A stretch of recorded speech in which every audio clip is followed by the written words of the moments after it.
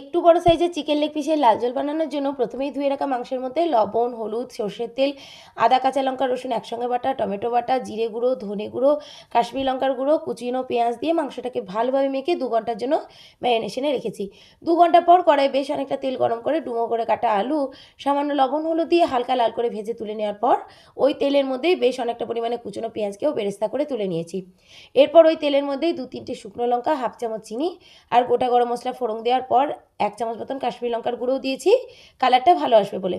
এরপর ওই তেলের মধ্যেই মাংসের পিসগুলো দিয়ে আগে 2 মিনিট হালকা ভাজার পর ম্যারিনেশনের বাকি মশলাটা দিয়ে ভালোভাবে মিক্স করে নেওয়ার পর ঢাকা দিয়ে দিয়েছি 5 মিনিটের জন্য। 5 মিনিট পর ঢাকা তুলে মাংস থেকে পরিমাণ মতন জল ছেড়ে দিলে আর ঢাকা না দিয়ে 1 চামচ করে গোলাপ জল, কেওড়ার জল আর ভেজে রাখা আলুটা দিয়ে ভালোভাবে মাংসটাকে কষিয়ে নিয়েছি। মাংস কষিয়ে তেল ছেড়ে দিলে পরিমাণ মতন উষ্ণ গরম জল দিয়ে ঢাকা দিয়ে 15 মিনিটের জন্য ফুটতে দিয়েছি। 15 মিনিট পর মাংস ফুটে সেদ্ধ হলেই বেরেস্তা আর ঘি গরম মশলা দিলেই মাংস রেডি।